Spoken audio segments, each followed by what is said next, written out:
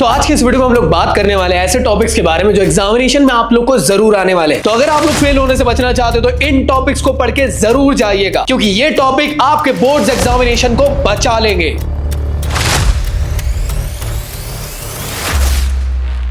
मैं जानता हूं कि तुम्हारी बोर्ड्स की प्रिपरेशन अच्छे से नहीं हो पा रही। मैं ये भी जानता हूं कि फिजिक्स के लिए तुम लोग बहुत ज्यादा डरे हुए और तुम्हें बिल्कुल भी नहीं समझ में आ रहा है कि इस लास्ट के मोमेंट में कैसे अपने आप को बेहतर बनाए। तो अगर आप लोगों ने साल भर पढ़े हो तो रिवीजन के लिए आप लोग को इन टॉपिक्स पे फोकस करना जरूरी है। दूसरी चीज, अगर आप लोगों ने लास्ट मोमेंट में पढ़ना चालू करे हो तो ये वीडियो तो आप लोग के लिए बहुत ज्यादा इंपॉर्टेंट रहेगा। तो सबसे पहले चैप्टर नंबर 1 की अगर हम लोग बात करते हैं, जिसका नाम है इलेक्ट्रिक चार्जेस एंड फील्ड, यहाँ पे आप लोग को याद रखना है ये चैप्टर काफी ज्यादा इंपॉर्टेंट है। मैक्सिमम क्वेश्चंस यहाँ से फ्रेम होते हैं। इसमें एक सबसे इंपॉर्टेंट टॉपिक है जो है डायपोल के एक्सियल और इक्वेटोरियल पॉइंट पे आप लोग को इलेक्ट्रिक फील्ड निकालना। इन दोनों में से कोई भी आ सकता है, हर साल आता है, तो प्रिपेयर करके जरूर जाएं। लॉ की डेफिनेशन और इसकी एप्लीकेशन, तीनों में से कोई एक आना इंपॉर्टेंट ही है बहुत ज्यादा, और इस पे बेस्ड न्यूमेरिकल भी प्रैक्टिस कर लेना। रही बात इलेक्ट्रिक डायपोल पे कितना टॉर्क लगता है, इसका डेरिवेशन बहुत ज्यादा इंपॉर्टेंट है, एग्जामिनेशन में आता है, और इसी पे बेस्ड आप लोग को स्टेबल अनस्टेबल पे बेस्ड कॉन्सेप्चुअल क्वेश्चन एग्जामिनेशन में जरूर पूछा जाएगा, इसलिए प्रिपेयर करके जरूर जाएं। सेकंड चैप्टर की अगर मैं बात करता हूं, जो आप लोग का रहने वाला है पोटेंशियल एंड कैपेसिटेंस, यहां से आप लोग को काफी अच्छे आप लोग को यहाँ पे न्यूमेरिकल क्वेश्चंस बनते हुए देखने को मिलेंगे। तो डेरिवेशन की अगर बात करूं तो पोटेंशियल कितना होता है एक डायपोल में, ये आपको मालूम होना चाहिए। चैप्टर नंबर 1 जैसा ही है लगभग। पोटेंशियल ग्रेडियंट का एक छोटा सा फॉर्मूला होता है, इस पे बेस्ड आप लोग को कई बार एमसीक्यू आ जाता है, तो प्लीज उसको प्रिपेयर करें। इक्विपोटेंशियल सरफेस एक काफी इंपॉर्टेंट और एक थ्योरेटिकल पोर्शन है जो एग्जाम में डायरेक्ट क्वेश्चन आता है, इसकी प्रॉपर्टी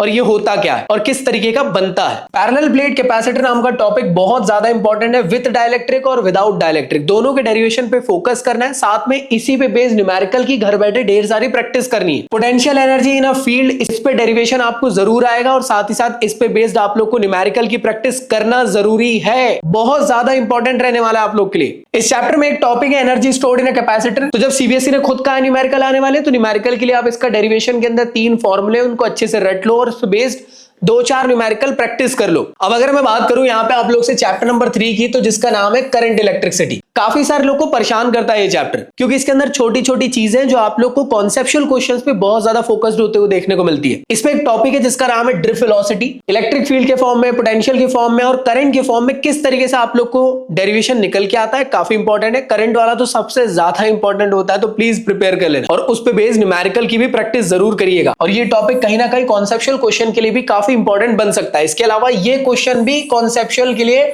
बहुत ज्यादा इंपॉर्टेंट है, resistance and temperature dependence. Please इस पे फोकस करते हुए पढ़िएगा, काफी ज्यादा इंपॉर्टेंट है कि टेंपरेचर बढ़ने पे कंडक्टिविटी रेजिस्टिविटी में क्या फर्क देखने को मिलता है मटेरियल्स के ऊपर। इसके बाद एक काफी इंपॉर्टेंट और एक डायरेक्ट क्वेश्चन है जो है किरचॉफ्स लॉ। दोनों लॉ पूछे जाते हैं एग्जामिनेशन पे और उस पे बेस्ड न्यूमेरिकल आता है। कैसे बनाते हैं, कैसे सॉल्व करते हैं, बहुत ईजी है, तो इसको अच्छे से प्रिपेयर करिएगा घर पे। इसके बाद लास्ट टॉपिक है wheat stone bridge. Direct question आने वाला है ये 5 नंबर या 3 नंबर में से, तो प्लीज इस पे अच्छे से फोकस करें, बार बार इस डेरिवेशन को सॉल्व करें, क्योंकि ये डायरेक्ट क्वेश्चन है जो एग्जाम में आएगा इस चैप्टर से। अब जो चीजें आप लोग को बता रहा हूं उसको आपको डेली करना है, और ये भी याद रखो कि तुम्हारे बाकी सब्जेक्ट भी है तो उस पे भी ध्यान देते हुए पढ़ना है। ऐसा नहीं है कि सिर्फ फिजिक्स से फिजिक्स पढ़ रहे हैं, क्योंकि आपका केमिस्ट्री का भी एग्जाम आने वाला है, इंग्लिश का भी एग्जाम आने वाला है, मैथ्स का भी एग्जाम आएगा, बायो का भी आएगा, तो उन सब चीज पे ध्यान देते हुए आप लोग को इन सब की प्रिपरेशन करना है। तो इसलिए मैं कहूंगा कि एक ऐसा स्ट्रक्चरल प्लान बना लो एग्जाम के लिए कि डेली आप लोग हर सब्जेक्ट के हर एक चैप्टर के साथ क्वेश्चंस की प्रैक्टिस कर रहे हो। और एक और चीज, क्वेश्चन भी वैसे प्रैक्टिस करना जो सच में एक्सपेक्टेड क्वेश्चन है, जो हर सब्जेक्ट के अंदर 101% रिस्पेक्टिव चैप्टर से आने वाले। अब आप कहोगे भैया ये तो मालूम ही नहीं है कि हर सब्जेक्ट के अंदर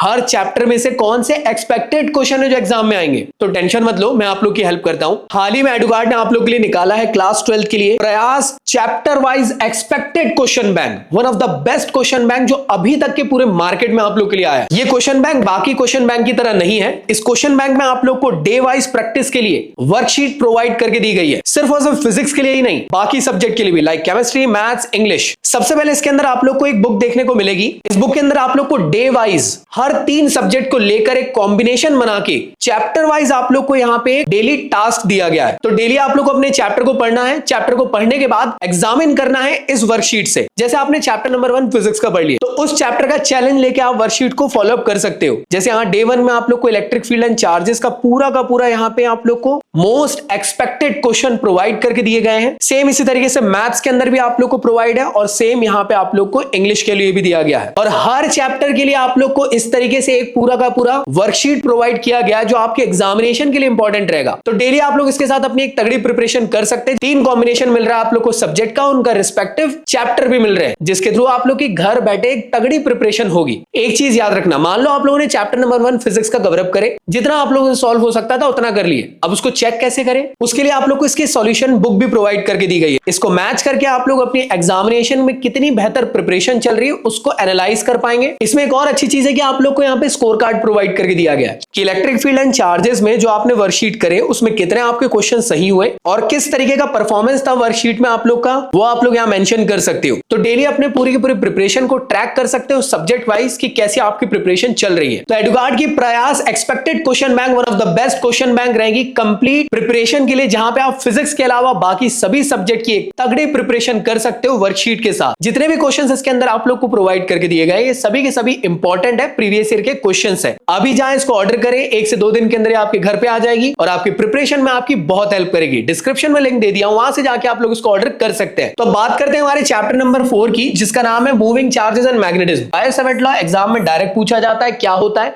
इसके साथ आपको इसकी एप्लीकेशन पूछी जाती है। इसकी एप्लीकेशन 2 तरीके की है, दोनों को प्रिपेयर करना और साथ में उन दोनों पे बेस्ड न्यूमेरिकल की भी प्रैक्टिस करना है क्योंकि एग्जाम में आता है। इसके बाद एम्पियर्स लॉ क्या होता है इसकी डेफिनेशन मालूम होनी चाहिए, साथ में इसकी सिर्फ एक एप्लीकेशन है उसको प्रैक्टिस करना है, साथ में न्यूमेरिकल भी करना है। इसके बाद ये डेरिवेशन निहायत ही इंपॉर्टेंट है, बहुत ज्यादा इंपॉर्टेंट है भाई इस चैप्टर का। तो फोर्स पर यूनिट लेंथ की वैल्यू कितनी निकल के आती है, डेरिवेशन प्लीज प्रैक्टिस करें। और एक सोलेनॉइड के अंदर कितनी मैग्नेटिक फील्ड निकल के आती है इसके ऊपर आप लोग को कॉन्सेप्चुअल नॉलेज होना चाहिए। गैल्वेनोमीटर 5 नंबर का एक सबसे तगड़ा क्वेश्चन है जो इस चैप्टर से डायरेक्ट आने ही वाला है, तो प्रैक्टिस करते हुए चले। जैसे वीटी स्टोन ब्रिज है वैसे ही गैल्वेनोमीटर यहाँ पे काफी इंपॉर्टेंट है और इनका कन्वर्जन कई बार पूछ लिया जाता है एमीटर या वोल्टमीटर में, तो छोटा सा डेरिवेशन है उसका भी, तो उसको भी फोकस कर लेना। अब चैप्टर नंबर 5 की बात करते हैं, काफी छोटा है, मैग्नेटिज्म एंड मैटर। इसके अंदर bar magnet as an equivalent solenoid पे आप लोग फोकस करिएगा जरूर, काफी इंपॉर्टेंट है, इस पे कॉन्सेप्चुअल नॉलेज होना चाहिए। तो और कौन है मैग्नेटिक डाइपोल, ये भी काफी इंपॉर्टेंट टॉपिक है, सेम टू सेम है वहां जैसा ही, तो इस पे आप लोग न्यूमेरिकल की थोड़ी बहुत प्रैक्टिस कर लेना। इसके बाद पैरा डाई फेरोमैग्नेटिक मटेरियल्स क्या होते हैं विद एग्जांपल के साथ, ये बहुत ज्यादा इंपॉर्टेंट है, थ्योरी टॉपिक है इस चैप्टर का और इसी पे कॉन्सेप्चुअल क्वेश्चन कई बार फंस जाते हैं जो आप लोग को परेशान कर सकते हैं, तो प्लीज इसको प्रैक्टिस अच्छे से करना। चैप्टर नंबर 6 की बात करूं, सबसे छोटा चैप्टर है पार्ट 1 का, मैं ऐसा कह सकता हूं, जिसमें आप लोग को लेंस लॉ पे सबसे ज्यादा फोकस करना है। बहुत बेसिक्स आए, इस पे बेस्ड आप लोग को क्वेश्चंस आते हैं कुछ इस तरीके के जो मैं आपको फोटो में दिखा रहा हूं, ये आपको एनसीईआरटी में मिल जाएंगे, तो प्लीज प्रैक्टिस करना इस पे। इसके बाद सेल्फ इंडक्शन और म्यूचुअल इंडक्शन क्या होता है, डायरेक्ट क्वेश्चन एग्जाम में आता है और ये काफी इंपॉर्टेंट डेरिवेशन है। सेल्फ इंडक्टेंस की वैल्यू या म्यूचुअल इंडक्टेंस की वैल्यू निकालना सोलेनॉइड के लिए, और कई बार केस बेस्ड स्टडी क्वेश्चन भी यहां से आ जाता है। अगर मैं चैप्टर नंबर 7 की बात करूं तो काफी ज्यादा बच्चे यहीं पे परेशान होते हैं, ये चैप्टर बड़ा कॉम्प्लिकेटेड हो जाता है उन लोगों के लिए क्योंकि इसके अंदर ढेर सारे भर भर के डेरिवेशंस है और एकदम डेरिवेशन की शुरुआत मालूम हो तो बाकी सॉल्व कर सकते हैं, ऐसे टाइप का डेरिवेशन है। तो इसमें रूट मीन स्क्वायर वैल्यू का डेरिवेशन आपको मालूम होना चाहिए। एवरेज करंट क्या होता है, फुल और हाफ का, ये भी काफी इंपॉर्टेंट है, एग्जाम में बार बार पूछा गया है। इंपीडेंस कितना होता है एलसीआर सर्किट में और रेजोनेंस, तो इससे आप लोग कॉन्सेप्ट की बिल्डिंग भी रखेंगे, साथ में न्यूमेरिकल भी इस पे प्रैक्टिस करेंगे क्योंकि छोटे छोटे फॉर्मूले इस पे बेस्ड जो एग्जाम में आते हैं। एवरेज पावर का डायरेक्ट डेरिवेशन एग्जामिनेशन में मैक्सिमम टाइम आता है, तो प्लीज इस पे फोकस करना। और जो 5 नंबर वाला क्वेश्चन जो फंस सकता है वो है ट्रांसफॉर्मर, जैसे गैल्वेनोमीटर के और में ट्रांसफॉर्मर आ गया, तो इसलिए आप लोग इसको भी प्रिपेयर करके जाए। अगर मैं ईएमडब्ल्यू की बात करता हूं तो ये बहुत ही बेसिक चैप्टर है, सिर्फ 2 ही टॉपिक है, 1 घंटे के अंदर ये चैप्टर कंप्लीट हो जाएगा अगर इसको पढ़ने के बाद रिवाइज भी कर लोगे तो। इसमें बेसिक डेफिनेशंस पूछी जाती है, नेचर क्या है, इक्वेशन क्या है, ये आपको मालूम होना चाहिए वेव का, और साथ में स्पेक्ट्रम की पूरी चीजें मालूम होनी चाहिए, फ्रीक्वेंसी, वेवलेंथ और यूजेस क्या है। चलो मैं क्वेश्चन देता हूं, लेजिक ऑपरेशन आज के टाइम पे हो रहा है आई सर्जरी के लिए, ये किस पे बेस्ड है, मतलब कौन सी ईएम वेव पे बेस्ड है, बताओ जरा। अब बात करते हैं पार्ट 2 फिजिक्स की, तो यहाँ पे रे ऑप्टिक्स काफी बड़ा चैप्टर है। अब रे ऑप्टिक्स आप जानते हो कि 2 तरीके से डिवाइडेड है, एक है रिफ्लेक्शन और रिफ्रैक्शन और ऑप्टिकल इंस्ट्रूमेंट। तो रिफ्लेक्शन वाले पोर्शन में जो एग्जाम में आ सकता है वो है मिरर्स फॉर्मूला के ऊपर, या तो न्यूमेरिकल आ जाएगा या तो डायरेक्ट डेरिवेशन आ जाएगा, तो ये रिफ्लेक्शन वाले पोर्शन से हो गया। इसके बाद रिफ्रैक्शन वाला पोर्शन बहुत बड़ा है, जहां पे स्टैंडर्ड फॉर्मूला जो आप लोग रिफ्रैक्शन का निकालते हो वो आपको मालूम होना चाहिए, स्फेरिकल सरफेस का। टीआईआर उसकी एप्लीकेशन, ये थ्योरी टॉपिक है, इसको बिल्कुल भूल के मत जाना, एग्जाम में आ जाता है और आराम से पूरे नंबर मिलते हैं। लेंस मेकर फॉर्मूला सबसे ज्यादा इंपॉर्टेंट टॉपिक है इस स्पेसिफिक चैप्टर का, जहां से डायरेक्ट डेरिवेशन आता है। डायरेक्ट मतलब सीधा ऐसा उठता और आ जाता है। इसके बाद जो कॉन्सेप्चुअल टाइप के क्वेश्चंस कई बार आपको देखने को मिल जाते हैं, वो है ये टॉपिक जिसका नाम है रिफ्रैक्टिव इंडेक्स ऑफ प्रिज्म या मिनिमम डेविएशन या डेविएशन की वैल्यू निकालना कितनी आती है। ये डेरिवेशन भी इंपॉर्टेंट है, इस पे कॉन्सेप्चुअल क्वेश्चन भी आते हैं और कई बार इस पे न्यूमेरिकल भी आता है। तो प्लीज ये थोड़ा सा टॉपिक फंसाएगा तुम लोग को, तो इसको अच्छे से प्रिपेयर करें। ऑप्टिकल इंस्ट्रूमेंट वाले टॉपिक की बात करो तो याद रखिएगा, या तो माइक्रोस्कोप पूछेगा या टेलीस्कोप, दोनों में से कुछ भी एक चीज। अब माइक्रोस्कोप भी दो टाइप के, 2 नंबर में आया तो सिंपल वाला आ जाएगा, 3 नंबर या 5 नंबर में आया तो आप लोग का कंपाउंड आ जाएगा। कई बार सिर्फ डायग्राम ही पूछ लेता है कि कंपाउंड का डायग्राम बना दो। ऐसे ही टेलीस्कोप भी 2 तरीके के, एक आपका रिफ्रैक्टिंग वाला है जिसमें आपका डायग्राम भी आ जाता है कई बार, या फिर पूरा डेरिवेशन आ जाता है, या फिर जो दूसरा टाइप है रिफ्लेक्टिंग वाला, जो थ्योरी टाइप का आपका टॉपिक है न्यूटोनियन और कैसिग्रेन वाला, उसको भी आप लोग को अच्छे से प्रिपेयर करके जाना है। वेव ऑप्टिक्स की बात करी जाए तो इसमें डर अब खत्म हो चुका है, क्योंकि यहाँ पे यंग डबल स्लिट एक्सपेरिमेंट का डेरिवेशन एग्जाम में नहीं पूछा जाने वाला है, लेकिन उसके एक्सप्रेशन आएंगे। मतलब वहां से आप लोग को कॉन्सेप्चुअल क्वेश्चन या न्यूमेरिकल देखने को मिल सकते हैं जो आपको फंसाएंगे। वैसे तो बहुत ईजी होते हैं, लेकिन हमको मालूम नहीं रहते, इसलिए प्रॉब्लम आती है। तो इसलिए मैं आप लोग से रिक्वेस्ट करना चाहता हूं कि जो इंटरफेरेंस वाला पोर्शन है, जहां पे आप लोग को न्यूमेरिकल पे और कॉन्सेप्चुअल क्वेश्चन पे फोकस करना है, साथ में इसमें डायरेक्ट डेरिवेशन जो आते हैं, 2 में से कोई एक आते हैं। हाइगन प्रिंसिपल पे बेस या तो रिफ्रैक्शन पूछ लेगा या रिफ्लेक्शन पूछ लेगा, इसको डिराइव करके दिखाया, दोनों में से कोई एक आएगा। और इसके बाद सिंगल स्लिट एक्सपेरिमेंट आपको बनना चाहिए डिफ्रैक्शन का, काफी ज्यादा इंपॉर्टेंट है। इसका एक्सप्रेशन आपको मालूम होना चाहिए, जिसको फ्रॉनहोफर डिफ्रैक्शन कहते हैं। और आपको याद होगा सेंट्रल मैक्सिमा नाम का एक टॉपिक था, तो वो आप लोग को कॉन्सेप्चुअल क्वेश्चन के फॉर्म में आ सकता है, तो प्लीज उसको प्रिपेयर करके जाओ। छोटे छोटे फॉर्मूलेज हैं इन सब के अंदर, तो एक पेज बना लो और उन सभी फॉर्मूले को याद करते हुए चलो, क्वेश्चंस की प्रैक्टिस करो। और जब इस क्वेश्चन बैंक से आप लोग करोगे तो वहां पे ध्यान देना कि देखना कैसे छोटे छोटे टॉपिक से आप लोग को क्वेश्चंस बन रहे हैं। नेक्स्ट चैप्टर है आप लोग का डुअल नेचर, काफी छोटू सा चैप्टर है, जिसमें आप लोग को maximum portion photo electric effect का ही आपको देखने को मिलता है। एक्सपेरिमेंटल स्टडी वाला पूछ लेता है पूरा एग्जाम में, नहीं तो छोटी छोटी चीजें like work function, kinetic energy के ऊपर,